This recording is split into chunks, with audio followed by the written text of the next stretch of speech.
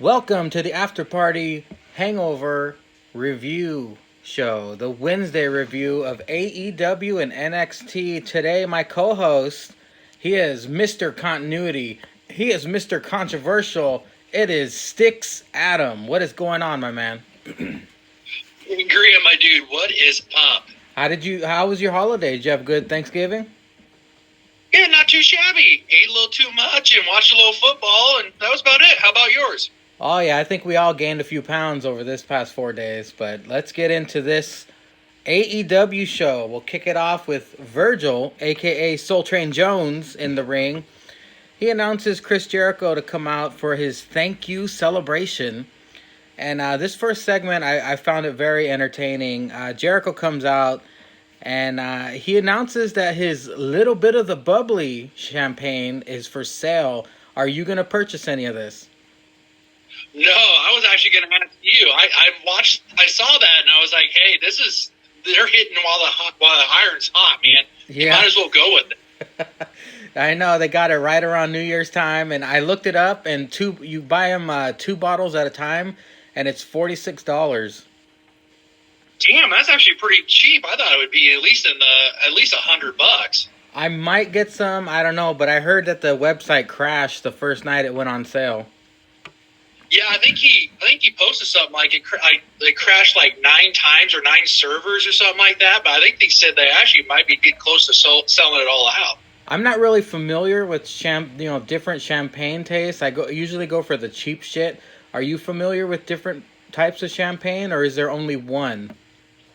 No, I've only, I think, maybe had champagne like twice in my life, and it's not anything I'm definitely going to go back to. But I mean, if I had the extra money, I'd probably buy it just for like the nostalgia part of it. Collector's item?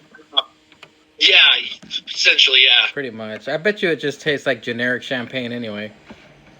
Probably like a little bit of Chris Jericho sweat in it or something like that. It's all for the label, I guess.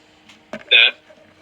And then Sammy Guava Juice, he's in the ring with it's all for Santana and Ortiz, and they're about to give Jericho a bunch of gifts.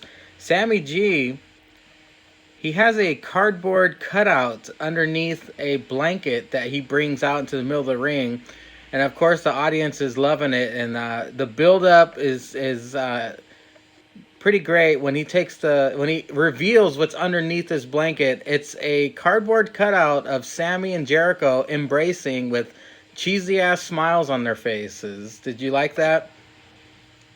Yeah, I like it how they've used it on the internet now. They put it in like different pictures showing them like historical events, stuff like that. It's really good. It was a good promo. We got that meme has been out like crazy. Also, NXT gave birth to a meme we'll get into later, but that was pretty great, that cardboard cutout. And then, not to be upstage, Santana and Ortiz give Jericho a Boricua gift basket containing pretty much everything that's stereotypical to Hispanics.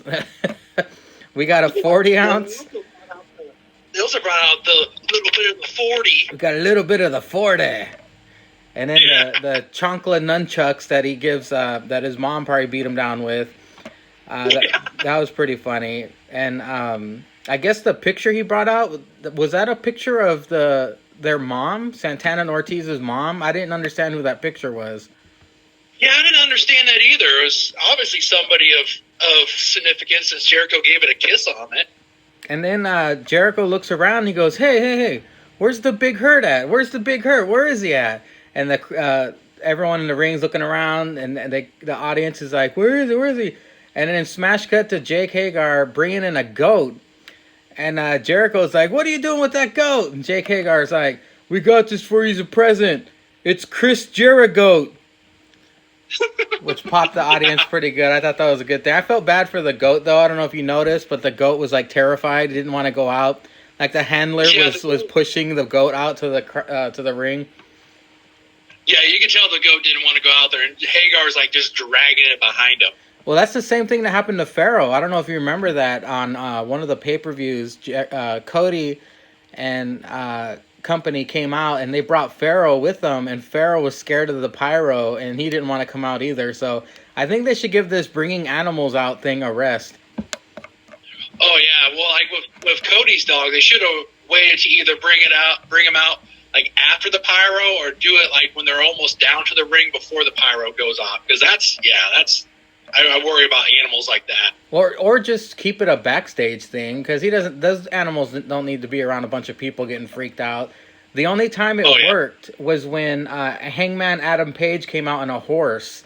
That was the only time the horse didn't freak out and start bucking and kicking everybody. But anyway, we move on, and there's a noticeably huge box in the middle of the ring that was a big surprise that Santana and Ortiz were hinting towards, and Jericho was getting all excited. He goes, "Oh, what? What is it for me? It's for me. It's a big surprise." And they're like, "Yeah, it's a big surprise." So Santana and Ortiz go to the box. They lift it, and inside the box is Chris Jericho's actual father, wearing a Rangers jersey. He comes out, and of course, Jericho and his dad pretty much shit all over the town of Chicago and the Blackhawks, and they promote the Rangers. Are you a hockey watcher? Do you watch hockey at all? Not really.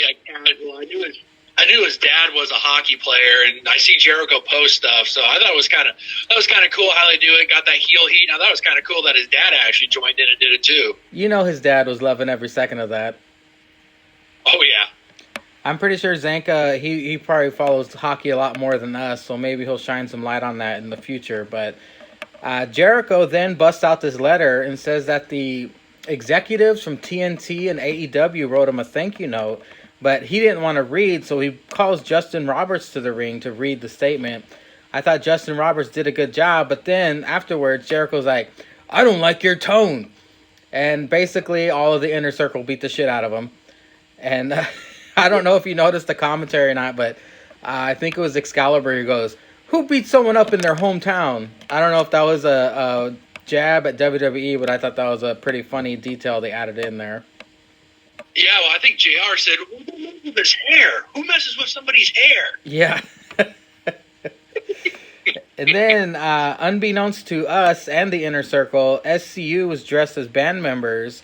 They go in the ring and help Justin Roberts out and beat the crap out of the Inner Circle, forcing everyone out to the ring, to the outside of the ring, and they basically go to a graphic setting up the main event for the night. It's Chris Jericho versus Scorpio Sky for the AEW Heavyweight Championship. So they go to commercial, and when they come back, Marco Martinez joins commentary. I don't know who the hell that guy was, but my God, he brought nothing to the commentary during the match with the Best Friends versus Lucha Bros. The Best Friends make their way out to the ring with Orange Cassidy dressed as a turkey. You mean the coolest turkey in the room? Oh, yeah, with the most devastating pec kicks of all time. Yes.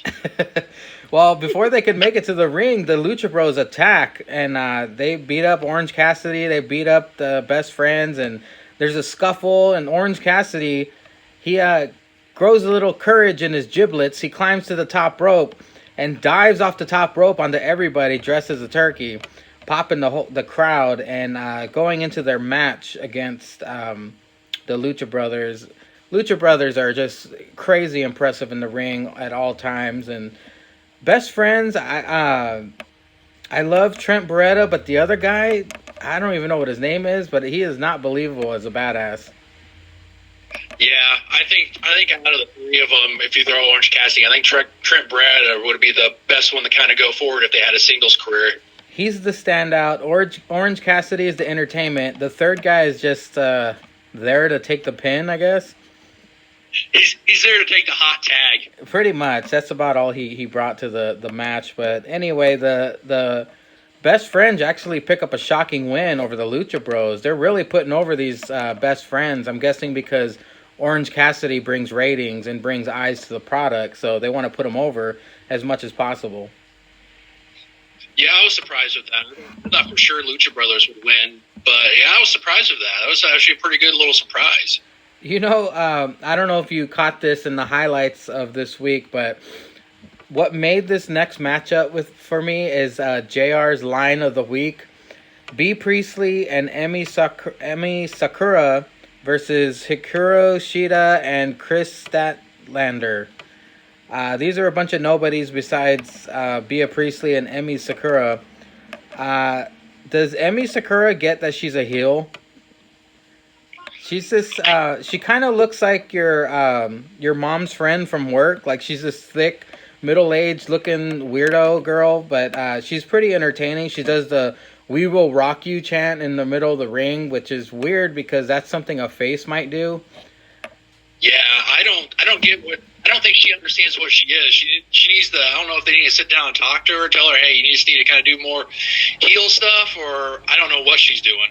Emi Sakura was the reason to watch this match. Other than that, it was pretty much a snooze fest. But JR, oh my God, JR says, "Have you ever seen Freddie Mercury?" Oh, he said Freddie Mercury never looked so Oriental. Now I'm surprised.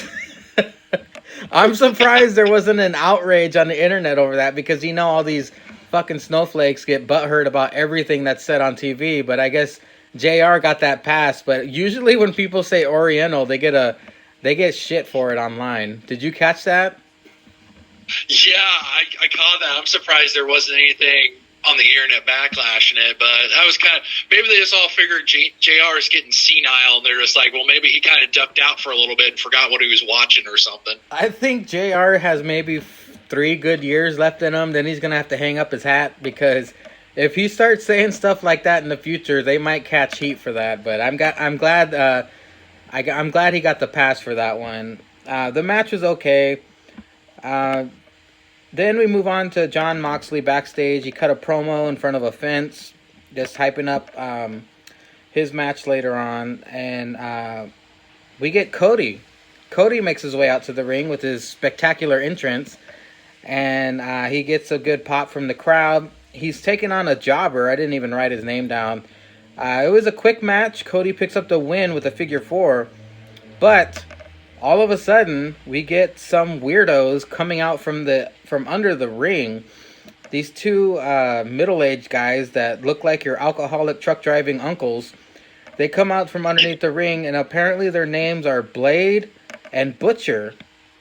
And Allie is the bunny. Do you know who these guys are? I have no idea.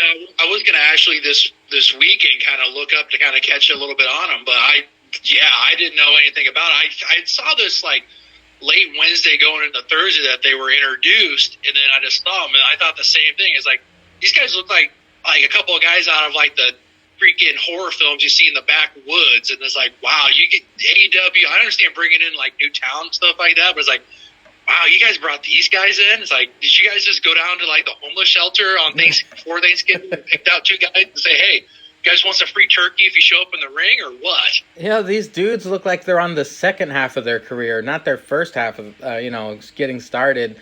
I don't know who these people are. I hope they impress later, but I thought the Butcher with the monocle, that was a nice little touch, even though they both look homeless.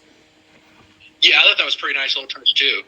Well, they both destroy Cody Rhodes. I guess Cody's just trying to put over more new talent so they can make his show more interesting. But then they moved on to the Bastard Pack versus Kenny Omega.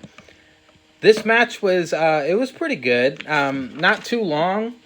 I actually barely took any notes on it, but the 2 noticeable things that popped me was Kenny shoved Omega shoved Pac with his boot hard to the corner turnbuckle. I thought that was a pretty good show of strength from Omega.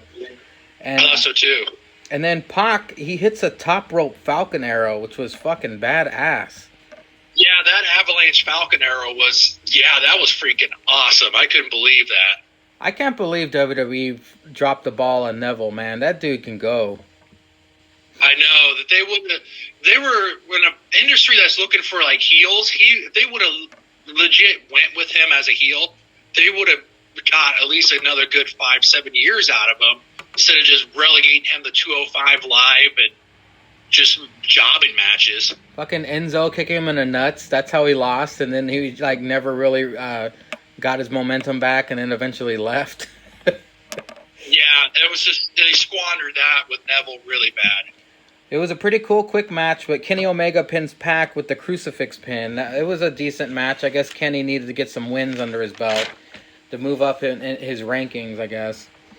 And then, yeah, it's kind of nice to see them getting Kenny some wins, get him a little bit more momentum going forward now. yeah, because he needs it, because he's just been jobbing out to everybody.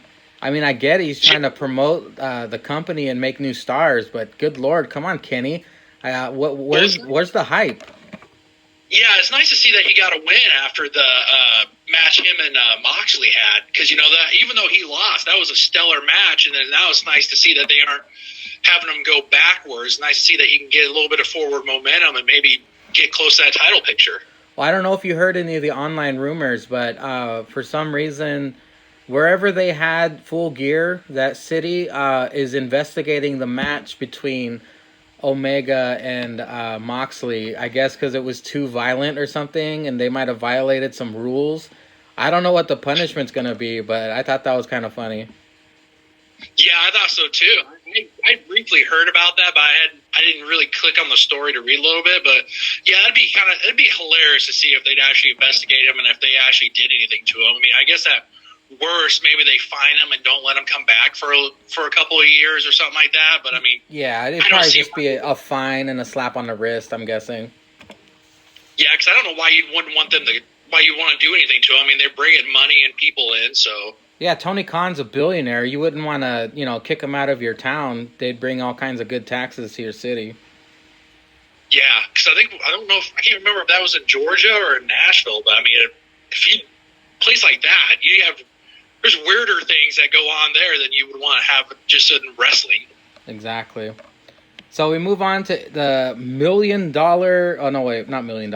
It was the diamond ring match between MJF. He comes out with Wardlow. I thought a nice touch to MJF's heel character is he spit his gum into the crowd. I can't believe they let him do that.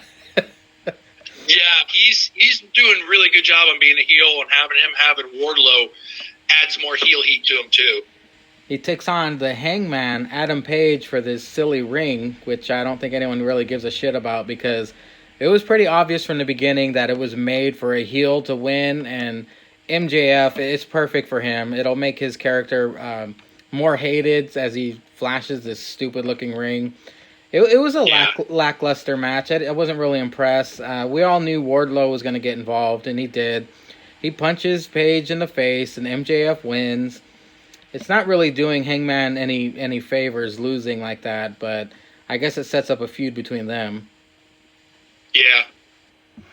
And then DDP, he comes out and gives the ring to MJF, and of course, MJF and Wardlow are all up in DDP's grill. A scuffle breaks out, and they go to commercial after that. They have Dustin Rhodes come out and cut an interview, and the Inner Circle jumps his ass. And then the Young Bucks come out and help him, and they do a triple Shattered Dreams to Sammy Guava Juice and Santana and Ortiz. I thought that was a pretty cool callback to Goldust. Did you catch that? Yeah, I thought it was kind of neat too. Set up the match I think they're having next week between those three guys. Do we get a pretty impressive Dark Order video? I'm really loving how AEW didn't give up on them, because I know when Dark Order first came in, they kind of were getting the go-away heat. No one really gave them a chance because they had to change their name from Super Smash Bros. To the Dark Order, and people were writing them off as a shitty act. And I've listened to other podcasts that they didn't really like the Dark Order because they didn't really have a story. And now AEW is going all in on the Dark Order with these cult videos that they're putting out for them, and they're gaining interest for the Dark Order. Because if WWE had the Dark Order, they would just continue to do squash matches, have them fight the tag champs, then have them lose, and then go away forever. Yeah, they would. They'd be like the Ascension 2.0. I think they're setting it up to kind of be cool with like some of these mid-card guys that they're not really using. Maybe they could have them join the Dark Order. Like maybe you'd find out. I don't know if it ever happened, but like Sean Spears joins the Dark Order. But I think instead of having like Allie doing the Butcher and the Blade, I think it would have been neat if they would have had her be like their manager coming down to the ring. That's what they're missing. They're missing like a valet, a sexy valet for the Dark Order. That'd be cool. Yeah, I think she would have fit perfect with them. Are these Dark Order promos getting you interested, Adam? Would you join the Dark Order? Yeah, I like them. I thought they were kind of neat. Just watching them before they started in the promos and stuff like that. Like Zanka said, you got the Gimps running around ringside, and they're a good team. Their chemistry is really good, and I'm kind of disappointed that they has kind of stopped their momentum, but it kind of helps them, keeps them fresh, and keeps them in your mind, and then maybe give them a couple of jobber matches, and they're right back in the title picture. I still think it's funny they made them put their shirts on. They know. I bet you they caught a lot of feedback online, like, dude, either work out or put a shirt on. Yeah, I can't believe that either. Because, if it would be like me and Jake and the Mega Pounders with Cheese going out there with our shirts off trying to represent the Dark Order, everyone would just put their hamburgers down and be like, I'm not hungry anymore. Yeah. Stock in McDonald's would definitely drop that night. So the main event, we get the Scorpio Sky versus Jericho for the AEW Championship. I wrote down a little note here. I'm always critical about their pyro, but everybody has the same exact pyro in AEW. I know that's a little nitpicky, but that was something I noticed. Yeah, I agree with you on that one. Scorpio Sky, this was a coming out party for him. This was very, very impressive. He survived the walls of Jericho. At one spot, he hits the RKO, and then he turned it into a Dragon Sleeper. Very impressive. But the inevitable happens. Jake Hagar, of course, interferes. SCU comes out to help. Scorpio Sky hits a Dragon Rana with Jericho on the turnbuckle. However, Jericho ends up hitting the walls again and wins. And I thought this was a great match. I don't know how much of it you caught online, but what are your thoughts on this? From what I saw online, I thought this one, and even though it was really short, Omega and Pac, I thought they were kind of neck and neck for the match of the night for AEW. But I was very impressed. I've been impressed ever since I started watching SCU with Scorpio Sky. I thought he'd be the guy going forward that they ought to focus as the center point and just kind of push him, because he's good as a tag team wrestler, but he's a guy that if they gave a shot for a singles title, he'd be the guy to give it to. And then they close out AEW this week with Jon Moxley in the crowd basically staring down Jericho. I guess they're going to be in a program next. I can't wait to see those matches because Moxley is on a roll. Yeah, he's got some fire behind him. Hopefully it'll be a good match. I don't know if you want to take the title off Jericho yet, unless he's got some scheduling stuff coming forward. But, it'll be a good match nonetheless and a really good program going forward. I'm hoping that the next pay-per-view, it's probably going to be in January or February. And, I hope it's a big deal and they make Moxley the champion, or they push it to whatever their WrestleMania is. But Jericho and Ambrose had great chemistry in WWE, and now that the handcuffs are off, they're probably going to have a way better match in AEW. Yeah, now that they've taken the chains off of Ambrose, you can see that WWE missed out on him. This guy is, ever since he's gone back to Jon Moxley, has just been gold and been just going forward really quickly. Yeah, they dropped the ball on Ambrose, but now it's time to get to the best show of the week, in my opinion, NXT. So we kick off with Urkel showing a celebration for the NXT's victory. I don't know who that singer was, but he looked like Urkel to me. Everyone's coming out of the locker room with they're all singing "We Are NXT." Everyone's all into it. I didn't notice Io Shirai coming out, but she did because I rewatched it this morning. It was pretty cool to have everybody united. They got the crowd into it, and then here comes the Undisputed Era to shit on the party. Undisputed Era basically says none of this was possible without us. You guys should be sucking our dicks, basically, and thanking us. To which Tommaso Ciampa gets in the ring and basically talks trash to the Undisputed Era, saying, you guys think you're all that, but you're not. Here comes Keith Lee. Here comes Dominic. I'll just call him Dommy D. Dommy D gets in the ring with Keith Lee, and we got Matt Riddle, and they're basically facing off. And then here comes Finn Balor. He talks trash to Tommaso Ciampa, setting up the main event for that night.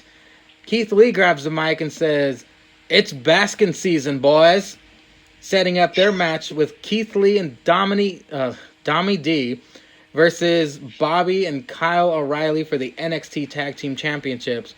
In my mind, the first match of NXT that kicked off the show was the match of the entire week. What do you think?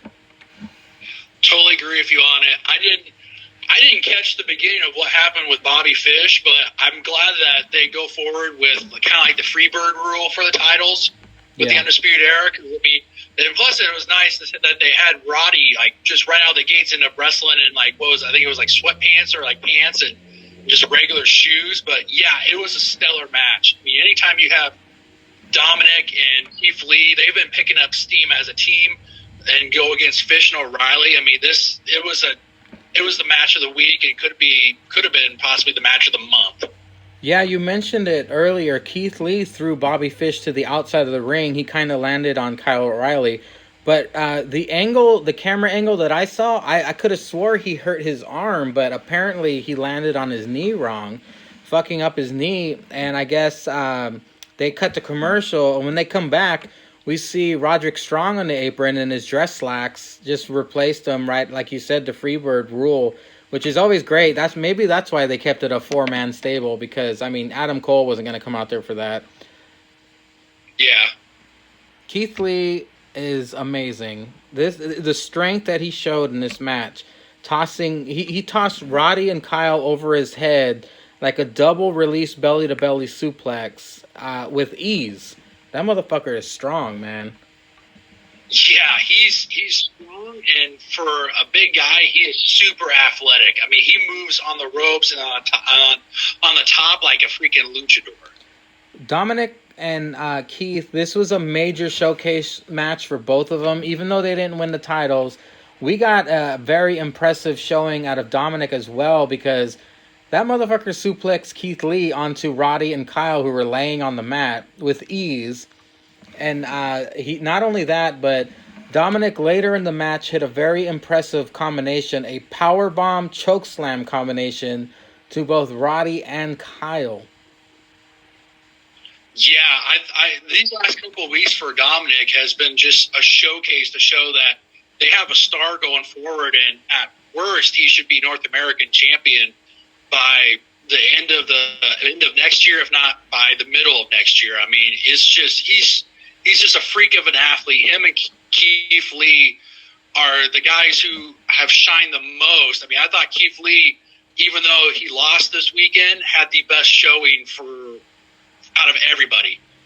Not to mention they gave birth to the incredibly funny Keith Lee pouncing Adam Cole into the audience meme.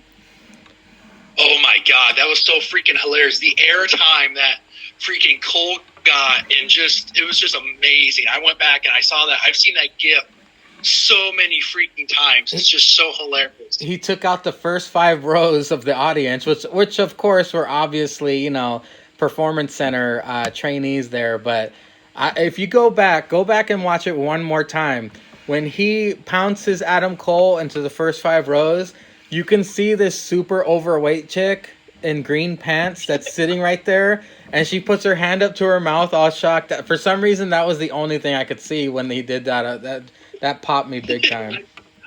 I saw that too. That's going to be in add that to the lexicon of memes of like people who have seen shocking things. Put that up there with that kid who has that pissed off look at the Miz. Or the dude from when Undertaker lost at WrestleMania, that dude in the white shirt. Yeah, the dude whose whole world crashed that day. Well, I noticed during this match, it was kind of unfair to Keith and Dominic. Kyle and Roddy kept entering without tagging. Like they kept double teaming both of them the entire match. I'm surprised the ref allowed that. But ultimately, after Keith Lee pounced Adam Cole into the audience, that distracted Dominic. And that allowed Roddy and Kyle to hit the high-low for the win. And I don't know if you caught this, but they kept panning towards Keith Lee and Dominic in the ring. And Keith Lee looked really remorseful. And he's like, "It's my bad, man. It's my bad. I'm sorry." So hopefully they continue being a tag team. But I love this match. If I had to give it a slice rating, I'd say 6 slices. It was great. Yeah, I'm fine with the premise. I thought at that point, with the, because I always get leery when like the camera is panning on two guys. I was hoping that they weren't going to turn Keith Lee heel on that. I was hoping he wasn't going to do that, especially after the weekend he had, the momentum that him and Dominic had. I was glad that they kind of just were like, my bad, man. We'll get him next time. Yeah, because if you remember, in the middle of the match, Keith and Dom had like a weird stare down. Like they looked at each other like, what the fuck, man? What the fuck, bro? It was a weird moment in the middle of the match. But yeah, I'm glad they didn't turn him heel either. I hope they don't. I hope they continue this tag team and even get a cool tag team name. I don't know what they would call it, but hopefully it's pronounceable. Yeah, me too. They've got hella hype going forward, and if there's going to be a team that dethrones Fish and O'Reilly, I think it should be those guys. Well, after this match, we get a backstage interview with Candice LeRae, and then they smash cut to Leo and Tozawa warming up backstage. Commercial break. Come back from commercial, and Shane Thorne, the pretty good loser, comes out to take on Mansoor of Saudi fame. I always call Mansoor the Saudi Rollins. He looks exactly like Seth Rollins if he was Aladdin or something. Spot on. He looks like the Aladdin Rollins. Yeah. Well, this match was pretty good. It was quick. They were both impressive, but Mansoor wins with a springboard neck breaker. I don't know how many times you've seen Mansoor on NXT, but I believe this is my first time seeing him when he's not in Saudi during a match. Have you seen Mansoor previously? I vividly kind of have. I mean, it's not vividly, but I mean, I've just faintly had. I remember seeing him on NXT TV because the first thing I thought of was like, oh, they brought the Saudi All-Star back to American soil. But yeah, I was surprised to see him. I was surprised to see him on regular NXT taping, but it was really nice. They got something with him if they can just slowly build him. I mean, I understand keeping him overseas and with giving the cheap pop for the Saudi fans, but it'll be nice. It's nice if they can kind of showcase him a little bit more. Well, no offense to Mansoor, but I'm pretty sure this won't be on the Hulu cut. No, because I actually watched the Hulu cut before the NXT. Because when I got on late Thursday night to watch, I watched it on the network. There was some kind of like issue going on with it. Like you could click on it, but it wouldn't. Like I was trying to watch on my phone, but it just brought up like a picture of like the NXT logo. Yeah. So I watched it on the Hulu cut and didn't catch it on the Hulu cut, but on the network version they did have it on there, and it was a nice little match, quick and good to kind of put his name out there and just move on. It's all right. We'll see Mansoor win the Saudi championship the next time they go out there. We're not missing much. Oh yeah, we're not missing much at all. So up next we get Dakota Kai versus Candice LeRae, and I noticed that since Dakota turned heel, she comes out with new music, but the same gear. She dresses like she's an extra from a 90s Paula Abdul music video. But Dakota debuts her new aggressive side during this match, which I thought was pretty cool. Because, you know, she's always been like the Bailey Goody Two-Shoes wrestler, but now she's pissed off. I don't know if she's on her rag or what, but she was kicking some ass. Candice, there was a scary spot during this match. I don't know if you caught this, but Candice LeRae and Dakota were on the apron, and Candice LeRae was going to do a back body drop to Dakota on the apron, but she was off on her positioning, and Dakota barely hit the apron, and she came all the way down to the floor on the outside, and the ref jumped out of the ring and made sure she was okay, and you can kind of see Candice going in close to make sure she was okay, but that was a pretty scary spot. Yeah, I was a little worried on that. When you see stuff like that, you get worried, and I was glad to see the ref didn't throw up the X on it. I mean, it was kind of scary. It really was. Yeah, because Dakota's just debuting this new attitude, this new heel turn. You don't want to injure her right off. It'll kill her character completely, and people will just forget about her. Yeah, I mean, she's got a little bit of heel heat coming off of the weekend, and then just automatically get hurt and stop that momentum right in this tracks, it would have been a killer for her. This match was impressive. Candice LeRae is a star. She hits a Panama Sunrise, and we think it's going to be a sit-down powerbomb like they all are, like the Canadian Destroyer, but she turns it into a backstabber at the very end, which I've never seen before. I thought that was very impressive. The match ends when Dakota hits Candice with Tegan's knee brace, It was a really good match. It's a shame it didn't really have a finish, but I believe all of this was just to build up Dakota as a heel. Yeah, I mean, kind of as a wrestling fan, when they bring something like a knee brace or something to the ring, you kind of get the idea that's going to kind of have a part in the match. And her using that and still using it, and kind of bringing it as like a trophy and using it, it's really good for her heel heat. And it was nice to see her. I mean, I hope they do another match, because that match was really good. And like you said, the Canadian Destroyer to the power bomb, it was, or not power bomb, but backbreaker. That was freaking awesome. You can tell that she's kind of picked up a little something from being with Johnny in the ring, so that helps out. She's really good. She's a really good star. She's got champion written on her for the future whenever they decide to take it off Shayna, and it was a good match. It was a good little heel heat for Dakota. And you could tell Dakota was taking notes from previous heels, because I believe it was Johnny Gargano who used Tommaso Ciampa's knee brace to make him tap out at that one pay-per-view. Yeah.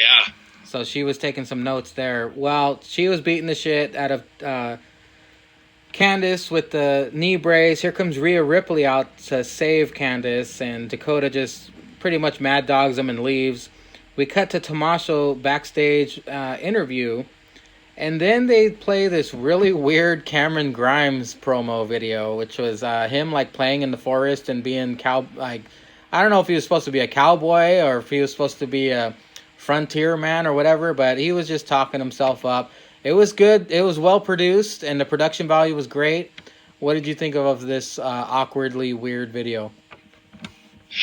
Same thoughts. It was awkward, weird, but the production and stuff was good, and I guess it kind of keeps him fresh in your mind. I mean, he's got a little bit of momentum, and he hasn't really been, I don't think he's been on TV for a couple of weeks, so it kind of keeps him fresh in your mind, and he'll probably, maybe he ends up having a match against a jobber next week to kind of follow up that promo, but he's not too bad of a wrestler. I think he's probably mid-card champion at best, but it was a good promo, really good. It seems like the whole point of that video was for him to brag about having the fastest NXT match in history, because he would do the squashes where the match would start, he would jump and do the double stomp on the people and get a 3 count. So I guess he just wanted to brag about that some more, but yeah, hopefully he gets more character development, and I don't know if he's supposed to be from Red Dead Redemption or something, but his cowboy shit, hopefully he does it better than Hangman Adam Page is doing right now. Yeah, he's that Southern Red Dead Redemption guy. We get the second best match of the week coming up next. It's Tozawa versus Lio Rush for the NXT Cruiserweight Championship. Holy shit, this was a good one. Very fast-paced match. And Lio Rush is putting up good matches, man. That triple threat match at Survivor Series was really good, and he's been putting on good matches since he's re-debuted on NXT. This match was not only great, it was actually entertaining too. I don't know if you caught this, but at one point during the match, Tozawa caught Leo's leg, and then Leo caught Tozawa's leg, and they were like, hold on. Like they both trusted each other to put each other's leg down, and then they went at it again. I thought that was a nice little entertaining touch. Yeah, that was a good little touch they had in the match. They had great chemistry together. You can tell they faced each other before. Tozawa hits another scary spot with he hits a German suplex to Leo off the ring apron to the outside of the ring. He basically flipped Leo so Leo would land on his chest when he hit the mat on the outside. That was pretty brutal. And eventually, also I want to point this out. Lio Rush does a springboard stunner. And during the match, it looked like Tozawa got his bell rung because he was not in the position to take a springboard stunner. But Leo went for it anyway. I don't know if you caught that. And Leo landed on his butt, basically. And Tozawa was just off in La La Land to the side. I don't know if that was supposed to happen, but it did look like that Tozawa got his bell rung. Yeah, as soon as I saw that, I was like, "Oh man, how's this gonna finish?" Because you hear about people who get their bell rung, and it takes them a little while to kind of get back on the game plan, and sometimes the match doesn't go as it was supposed to. But credit to him that if he did get his bell rung, he did a damn good job of getting back on point. And Leo, he eventually hits 2 final hours for the win, which is basically a D'Lo frog splash. I really love this match. Like I said, it was my second favorite match of the entire week. They did a great job. For this match, I would give it 5 in the crust. Yeah, I was right there. Five with the crust. You can tell these guys have had chemistry from facing each other on 205 Live, which is awesome to have. And anytime you get guys like them, like the cruiserweights and all that, those guys can go. Especially Leo Russ and Kasawa. I don't think he really gets kind of the shine that he needs to get, but it's nice to see that he got a little bit of that shine with Leo Rush in the ring. So hopefully it'll be a nice little point moving forward for him. And of course, Leo gets the win and moves forward with another great match. Well, up next, after a Finn Balor backstage interview, we get another match that probably won't be on Hulu. Xia Li versus Vanessa Bourne. It was a pretty quick match. Xia wins, and then Shayna and her crew come out, Zanka's favorite skeleton, and they jump Xia, beat the shit out of her. Shayna cuts a promo like with her Muppet Baby voice, and Rhea Ripley comes out, and they do a face-to-face. I cannot wait for this match. They've done a great story with building up Shayna Baszler's opponents in the past, but Shayna won after all. Like this, Rhea Ripley is on such a roll right now. They'd be fucking stupid to not have Rhea go over and take that belt off of Shayna Baszler. Yeah, for sure. I mean, she's outside of Keith Lee, she was the other big winner. I mean, she was the biggest winner of the weekend. And if she's not the one that dethrones Shayna, that's going to be a crime. I mean, I'm glad to see that there's nobody else. There's nobody. Well, who else were they going to fight? There's nobody unless she starts fighting guys. Yeah, exactly. I mean, she was a star over in UK, but she's just blossoming into one of the best females that NXT had. And I mean, I actually think that NXT's female roster just shits on SmackDown and Raw's rosters combined. I mean, they're the top female brand right now in WWE. In all sports entertainment, they conquer AEW as well. Oh yeah, without a doubt.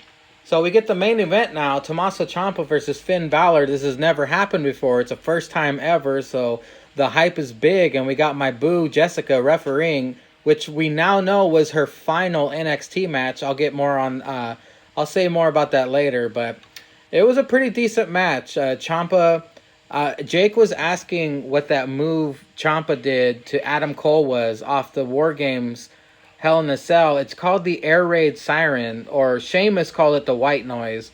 But Tommaso Ciampa hit that from the second rope on the Finn Balor, and of course Finn Balor kicks out. Adam Cole comes out, and he throws the belt into the ring, and then Finn, unknowingly sling blades Tommaso Ciampa onto the belt. He looks at the ref. The ref is confused, like, I don't know if I should disqualify him or not. Fucking Finn pins Tommaso Ciampa. Tommaso Ciampa kicks out. Eventually, Adam Cole gets involved, kicks Tommaso Ciampa in the head. Finn hits the 1916, weird name for a finisher, and wins. And ultimately, Adam Cole gets into the ring trying to be like, buddy with Finn Balor. But Finn eventually just kicks him in the head, knocking him to the ground, just saying, hey, man, I'm nobody. I'm not here to make friends. I'm here to beat asses. What did you think about this match? I thought it was a good match.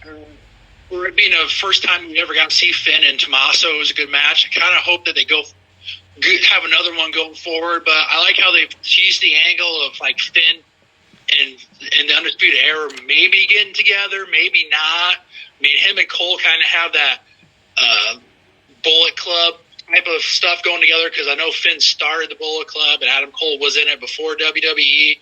But it was nice to see that Finn went over. I thought Ciampa, if he could lose, if there was somebody that could lose, it would be him.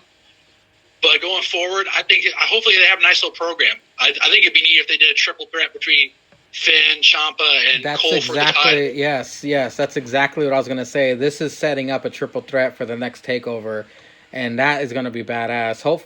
That way it'll protect Adam Cole if Adam Cole loses. Like, say Finn pins Tommaso Ciampa, Adam Cole technically didn't get beat for the title, which saves his character.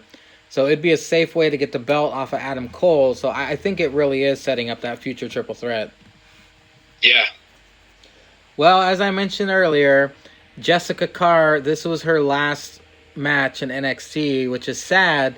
However, I think she's getting a pay raise because she's heading on over to Friday Night SmackDown on Fox, which I think it's a good move for her. They had a video posted on Twitter. Tommaso Ciampa was thanking her and saying that she's awesome, and the other refs came out, and Triple H came out, and they all praised her, and they just said they just appreciated her, and she was getting all emotional, and it's going to be cool to see her moving on. She was the first female ref. I'm a huge fan of her, of course, because of her huge ass. So I only wish good things for her in the future. Definitely makes Friday Night SmackDown a little bit more enjoyable to watch. Plus, I didn't know. I think I read somewhere. Didn't she used to be a wrestler? Yeah, she did. I didn't know what ended up happening. Did she end up getting injured and couldn't wrestle anymore, or what happened with that? Regal pulled her aside and said, "Hey, I think you'd be a better ref." So I guess she didn't do that great of a job in the ring, but as far as refereeing, she brings the goods. So certain people are good at certain things, and at least Regal was honest with her because he doesn't want her going out there making a fool out of herself. And plus, if she's not good at wrestling, you don't want to put the other wrestlers in danger. So they just played to her strengths and said, "Hey, just be a ref," and there she goes. The rest is history. Well, she's got to be better than a quarter of the roster. I mean, she's got to be better than Vanessa Bourne and Aaliyah, at least, right? I mean, they still get TV time. I think. But no, she's a hell of a ref, and it's nice to see that she got that call up. She's gonna be awesome on SmackDown. Yeah, I'm very happy for her, and I'm glad. Did you watch SmackDown? Yeah, I caught the Hulu version of it late last night. Okay, we can go over this pretty quick. It was I guess an entertaining show.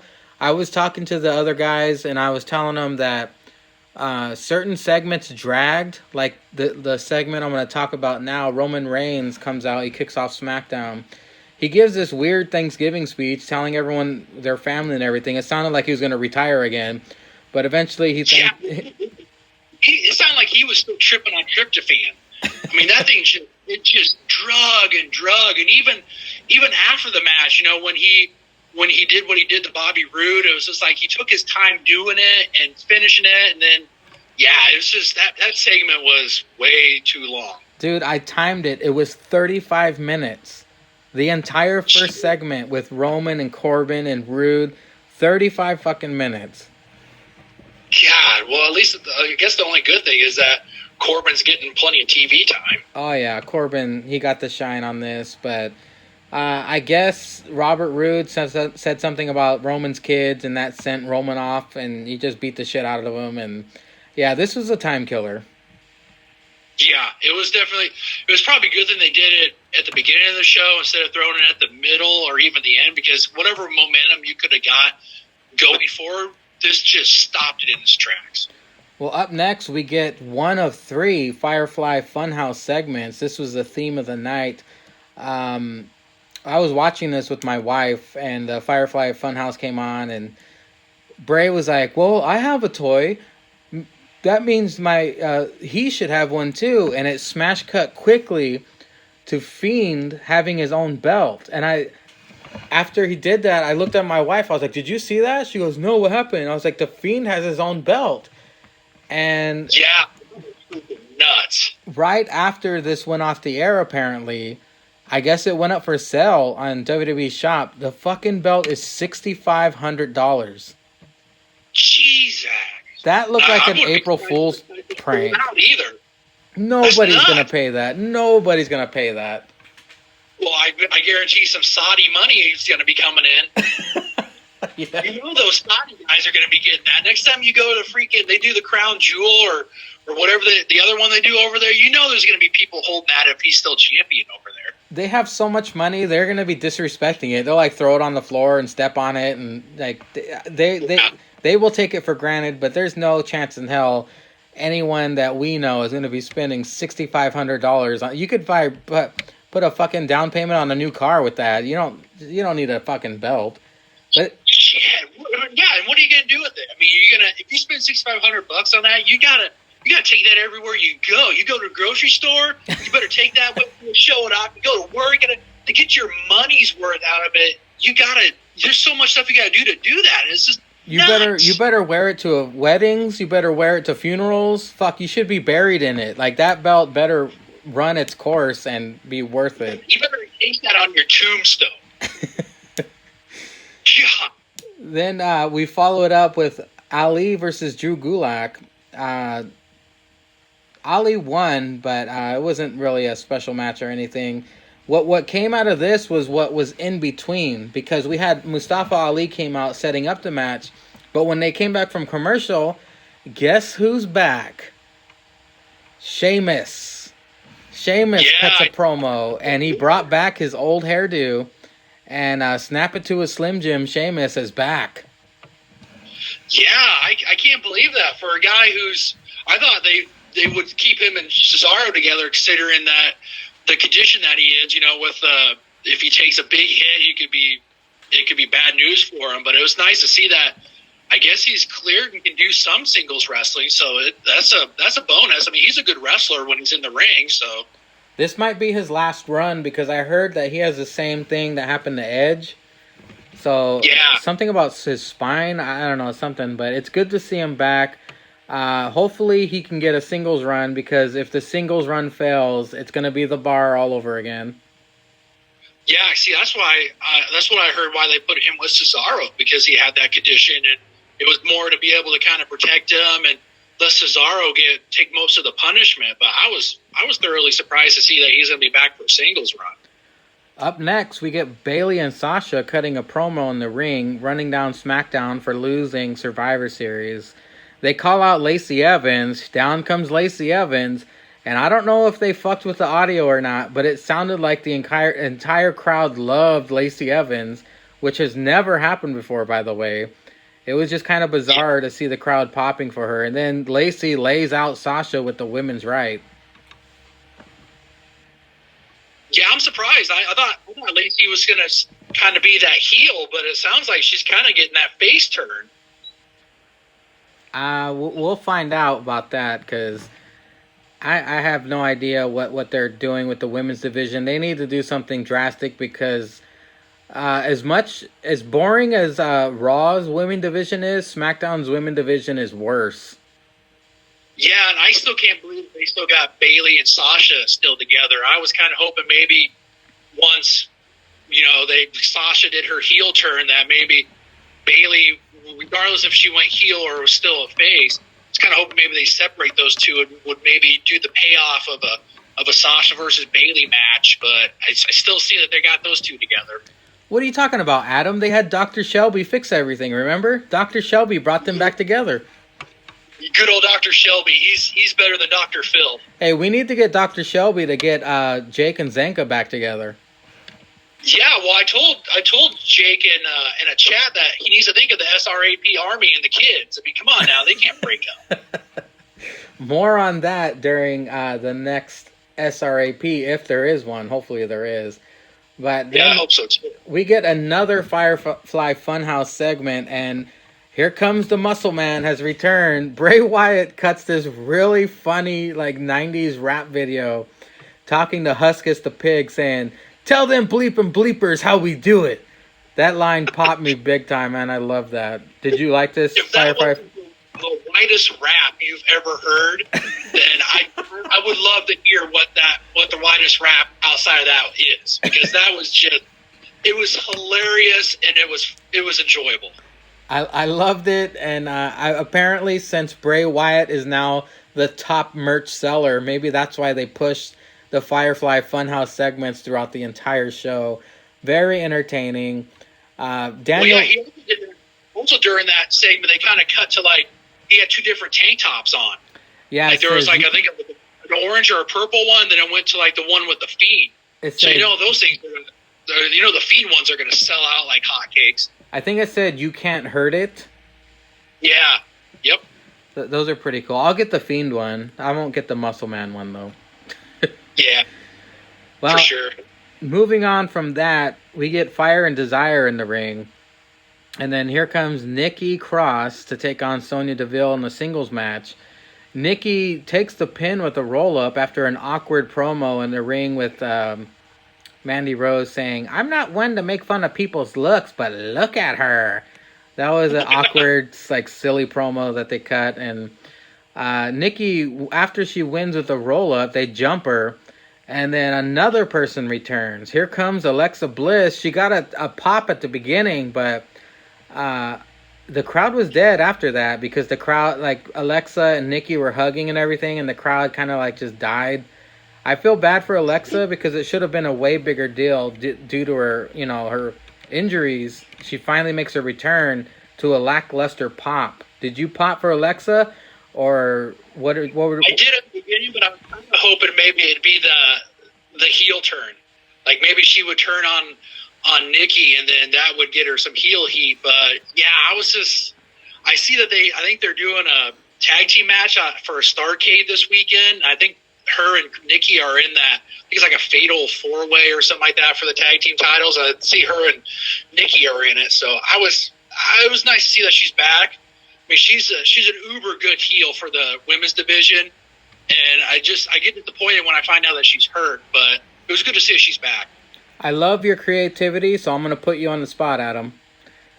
Yes, sir. If Alexa joins Fire and Desire, what should their stable name be?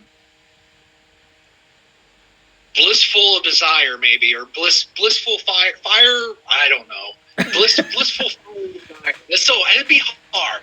Yeah, you were onto something. Bliss, Fire, Bliss, and Desire, maybe. Yeah.